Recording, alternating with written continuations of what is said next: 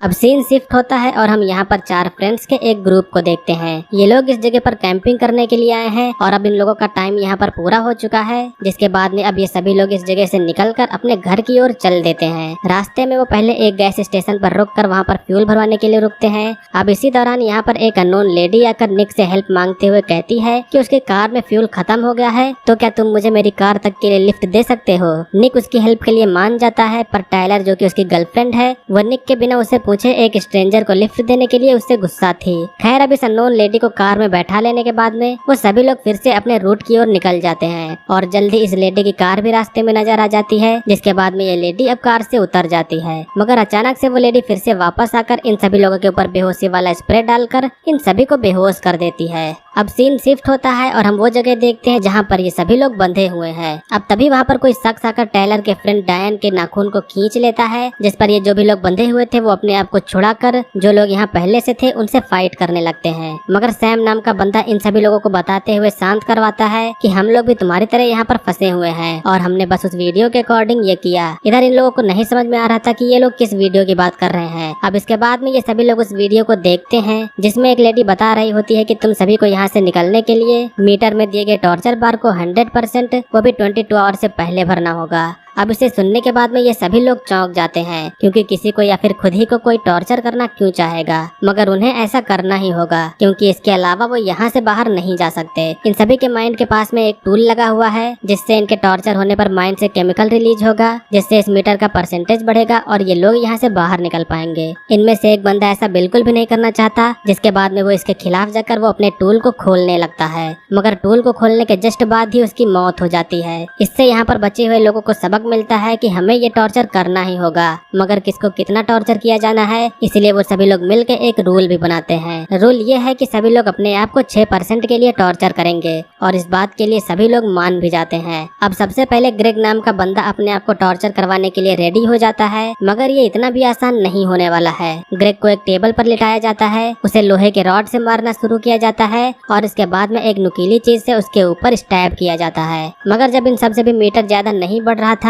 तो टायरा नाम की एक लड़की एक नुकीली चीज से उसके घुटने की जो नस होती है उसे काट देती है। इससे ग्रेग को इतना ज्यादा दर्द होता है, मगर इसके बाद में उसका टर्न भी पूरा हो जाता है। अब बारी किसी दूसरे की होती है, मगर प्रॉब्लम ये है कि आगे कौन आए। कोई भी पहले आगे आने के लिए रेडी नहीं हो रहा होता है, जिसके बाद में डायन एक जार को फोड़कर उसके टुकड़ों में नंबर्स लिखकर सबकी बारी लिख देती है। अब सभी लोग रैंडमली एक एक टुकड़ा सिलेक्ट करते हैं, जिसके बाद में सभी लोगों को अपना अपना एक नंबर मिल जाता है और इसी के अकॉर्डिंग अब इन सभी लोगों को टॉर्चर किया जाना होगा। पहला नंबर सैम का होता है और वो इस समय डर रहा है, मगर रूल्स के मुताबिक उसे टॉर्चर करवाना ही होगा। अब वो एक टेबल के पास जाकर उस पर लेट जाता है। सैम टॉर्चर करवाने के लिए रेडी होता है, जिसके बाद में टोनी एक जलते हुए प्रेस को लाके उसके पेट के ऊपर रख देता है, जिसकी वजह से सैम को बेहद ही ज्यादा पेन होता है। टॉर्चर मीटर में अभी भी कसर बाकी थी, जिसके बाद में सैम एक प्लायर की मदद से उसके नाखून को खिंचवाने को कहता है और इसी पेन के बाद में रूल के अनुसार अब सैम का टर्न पूरा हो जाता है। देखने में ही लग रहा है कि सैम कितना पेन में है। निक उसके पास में आकर उसे ऐसा करने के लिए उसे थैंक यू बोलता है, मगर अब अगला नंबर निक का ही है। इधर निक की गर्लफ्रेंड टायलर इन सबसे काफी डर चुकी होती है। टायलर इस समय प्रेग्नेंट होती है, मगर निक को ये बात नहीं पता है। अब तभी टायलर को ध्यान आता है कि उसके पास पेन किलर्स हैं, जिसके बाद में टायलर चुपके से निक को ये पेन किलर खिला देती है। अब इसी दौरान यहाँ पर कुछ मेंबर्स डिस्कस कर रहे होते हैं कि क्यों ना हम सब मिलकर ग्रेग को ही बचा हुआ टॉर्चर कर दें। कुछ लोग इस बात से एग्री करते हैं, मगर कुछ लोग अपने प्लान पर ही स्टिक रहना चाहते, क्योंकि वो किसी को भी मारना नहीं चाहते।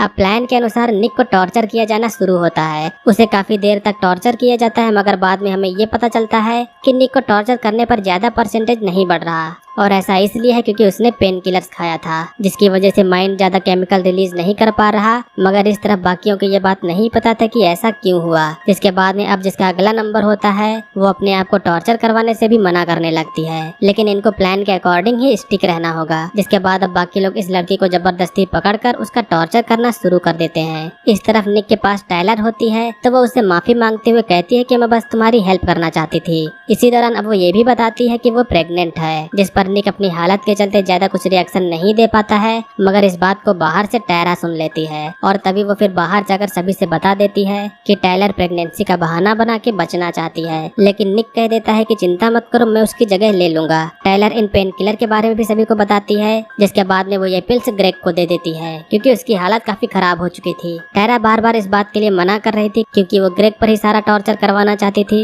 जिस पर टॉनी उसे गुस्सा होकर उसे घूंसा मार के बेहोश कर देता है। अब टॉर्चर को और बढ़ाने के लिए ये तीन लोग इस खौलते हुए पानी में अपना हाथ डालने का स्टेप लेते हैं। टायलर और टोनी तो दोनों अपना हाथ डाल देते हैं, मगर डायन ऐसा नहीं कर पाती है। इधर ये दोनों कई बार इस गर्म पानी में अपना हाथ डालते हैं, मगर तभी टायरा आ जाती है और टोनी पर वो हमला कर देती है, जिससे सारा पानी टोनी पर ही गिर जाता है और इस वजह से इतना ज्यादा पेन होता है और टॉर्चर लेवल भी 47 पार कर जाता है। मगर इनके पास अब 5.5 घंटे ही बचे हुए हैं। अब टायरा को ये लोग पकड़कर उसके साथ में टॉर्चर करने वाले थे, मगर टायरा अपने आप को छुड़ाने की कोशिश करती है और उसे कोई नुकीली चीज मिल जाती है, जिससे वो काय पर हमला कर देती है। अब काय के गले की नस कट जाती है, जिससे उसकी तुरंत ही मौत हो जाती है। भले ही टायरा ने ये जानबूझ के नहीं किया, मगर इन सब में टायरा का बिहेवियर ही सबसे रूड था, इसीलिए अब जब उसे टॉर्चर किया जाता है तो उसे बेहद ही बुरी तरह से किया जाता है। एक ग्रेट के जरिए उसके सोल्जर्स को चिप्स की तरह छीला जाता है, इससे उसे बेहद ही पेन हो रहा होता है, मगर पेन की ही तो इन्हें जरूरत है। अब लास्ट में उसके दांतों को भी तोड़ दिया जाता है, जिसके बाद में कुछ ही देर में लेवल अब 84 के ऊपर आ जाता है, मगर टाइम इनके पास में सिर्फ 1 ही आवर्स का बचता है। टाइम कम होता है, जिससे बाकी बचा हुआ टॉर्चर अब सभी लोगों को मिलकर एक दूसरे के साथ में ही करना होगा। टोनी इसी दौरान बताता है कि जब वो किड था तो खेलते वक्त उसका कॉलर बोन टूट गया, जिससे उसे बेहद ही असहनीय दर्द हुआ